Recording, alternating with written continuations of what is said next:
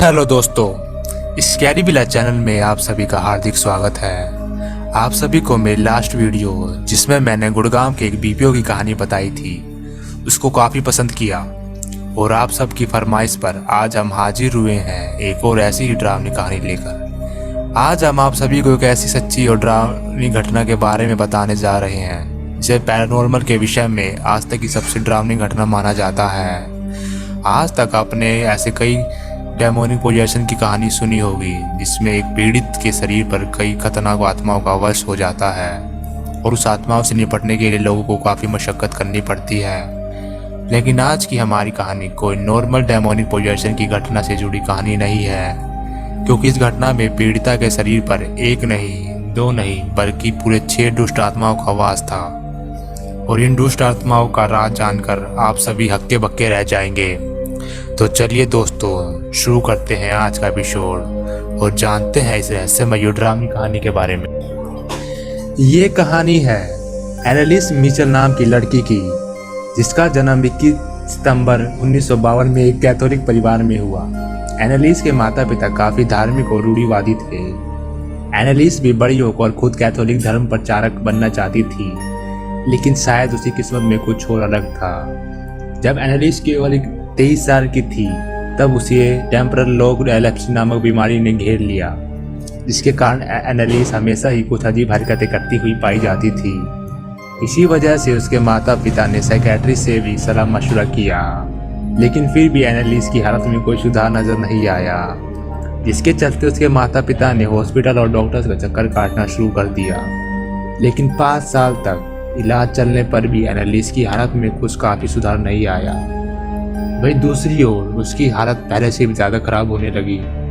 एनालिस के बर्ताव को देखकर उसके माता पिता को लगा कि शायद उसे किसी मेडिकल सपोर्ट की नहीं बल्कि किसी पैरानॉर्मल इन्वेस्टिगेशन की ज़रूरत है। अंततः उसके पेरेंट्स ने चर्च की सहायता लेने का निश्चय किया। उसके पेरेंट्स ने पैस्टर रोन नामक पादरी को घर पर बुलाया। पादरी ने देखा कि एनालिस फर्श पर किसी निर्जीव वस्तु की तरह पड़ी थी और वहीं पर पेशाब करके उसी को चाट रही थी। फिर वही पड़े कोयले को टुकड़े को वह अजीब ढंग से खाने लगी। यह सब देखकर वहाँ सबके खड़े लोग आश्चर्यचकित हो गए। एनालिस के चेहरे पर डरावनी हंसी को देखकर फादर पेस्टरोड को स्पष्ट हो गया कि उसके शरीर में किसी शैतानी शक्ति का वश है। फादर ने एनालिस के पेरेंट्स को कहा कि उन्हें जल्द से जल्द उस पर एग्जोर्सिज्म की प्रक्रिया करवा लेनी चाहिए ताकि वो जल्दी से ठीक हो सके। उन्होंने एक पादरी एर्नोल्ड रेंस के साथ पहली एग्जोर्सिज्म की प्रक्रिया को अंजाम दिया, जहां उन्हें पता लगा कि उसके शरीर में एक नहीं, दो नहीं, बल्कि पूरी 6 बुरी आत्माओं का साया था। पहले एक्सोर्सिज्म से ही एनालिस के अंदर रहने वाली आत्माएं पहले से ज़्यादा उग्र हो गई और एनालिस को बुरी तरह अपनी गिरफ्त में ले लिया। परिणाम स्वरूप उन्हें और भी कई एग्जोर्सिज्म की प्रक्रिया करनी पड़ी, लेकिन एनालिस के उग्र स्वभाव के कारण उसे एग्जोर्सिज्म की प्रक्रिया से पहले चैन और रस्सियों से अच्छी तरह बांधना पड़ता था। एग्जोर्सिज्म के इन सिलसिलेवार क्रियाओं से जो खुलासा हुआ वो वाकई चौंका देने वाला था। एनालिस में मौजूद 6 आत्माओं के नाम जानकर आप सभी हैरान हो जाएंगे। उन सभी के नाम इस प्रकार थे। नेरो, जो कि रोमन साम्राज्य के जूलियो क्लोडिन डायनेस्टी का आखिरी मेंबर था। जूडास इस्कारियोट, यह जीसस के 12 शिष्यों में से एक था जिसने कुछ चांदी के सिक्कों के लिए जीसस को धोखा दिया। केन आदम और ईवा के 2 बेटे थे, केन और ईवल। हिटलर को तो आप सभी जानते ही हैं, जो एक क्रूर जर्मन डिक्टेटर था और इसने लाखों की जान ली। वैलेंटाइन फ्लैशमैन, यह 16वीं शताब्दी का एक बदनाम पादरी था जिसके नाम काफी अपराध दर्ज थे। लूसीफर एक शैतान है जिसे बुराई का प्रतीक माना जाता है। ये सभी आत्माएं एनालिस के शरीर में एक साथ प्रवेश कर गई थी और एक्सोर्सिज्म की प्रक्रिया के दौरान उन पादरियों को इन 6 आत्माओं से 2-4 होना पड़ा। फादर रैंस और फादर पेस्टोर एग्जोर्सिज्म की प्रक्रिया को रिकॉर्डर में कैद करते थे। तो आइए सुनते हैं उस डरावनी रिकॉर्डिंग को।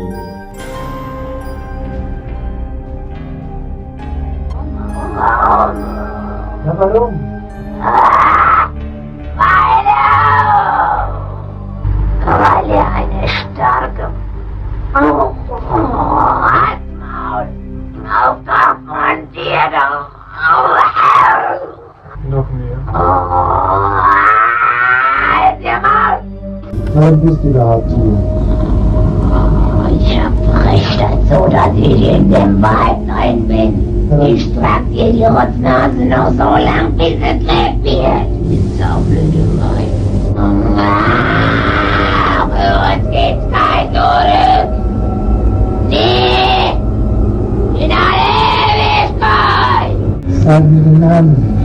Ich, der Judas und der Nero, der Kain und der Hitler. 5 Stimmen. Das ist der 6. Oh, den haben wir gelogen. Den habt ihr natürlich gehört. इन एग्जोर्सिज्म की प्रक्रिया के दौरान एनालिस कभी इतना उग्र हो जाती थी कि वह कभी अपने पेरेंट्स और अपने भाई बहनों पर ही हमला कर देती थी। वह कभी दांतों से उन्हें काटकर घायल कर देती थी या अपने नाखूनों से उन्हें नोच डालती थी, और कभी तो वह खुद को मारने और चोट पहुंचाने भी लगती। हालांकि कुछ दिनों के लिए उसकी हालत में कुछ सुधार आया, लेकिन फिर कुछ दिनों बाद एनालिस की हालत में पहले से भी ज़्यादा खराब होने लगी। उसने खाना पीना छोड़ दिया था। उसका कहना यह था कि उसके अंदर मौजूद आत्माएं उसे कुछ खाने ही नहीं देती। इसी कारण वह मेल न्यूट्रिशन यानी कुपोषण का शिकार हो गई। उसका स्वास्थ्य बुरी तरह बिगड़ने लगा। फिर 30 जून 1976 को एनालिस पर 62वां और आखिरी एक्सोर्सिज्म हुआ, जिसके बाद एनी ने कहा कि वह अब थक चुकी है और इस शरीर से छुटकारा पाना चाहती है। और 1 जुलाई 1976 को सुबह उसने आखिरी सांस ली। लेकिन एनी की मौत के बाद एक और पेचीदा मोड़ तब सामने आया जब उसकी पोस्टमार्टम रिपोर्ट ने यह साफ कर दिया कि उसकी मौत कुपोषण और मानसिक बीमारी के कारण हुई थी।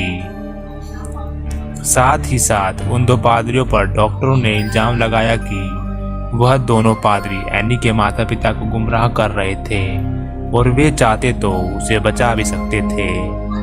लेकिन इस कहानी और एनालिस में मौत का असल कारण वे 6 आत्माएं थी या उसे मेडिकल मदद की जरूरत थी। ये एक ऐसा सवाल है जो एक मिस्ट्री बनी हुई है। क्या एनालिस वाकई में मानसिक रोगी थी? अगर डॉक्टरों की बात मान भी लें तो एनी का तो वो बर्ताव और 6 अलग अलग आत्माओं और एनी के मुंह से निकलती 6 अलग अलग तरह की आवाज़ों का क्या राज था? अपनी राय हमारे साथ ज़रूर शेयर करें। और अगर आपको ऐसी हॉरर वीडियोस देखना पसंद है तो इस वीडियो को लाइक करें और हमारे साथ जुड़ने के लिए हमारे चैनल को सब्सक्राइब करें और साथ में दी गई बेल आइकन भी दबाएं। तो चलिए फिर मिलते हैं अपनी अगली वीडियो में।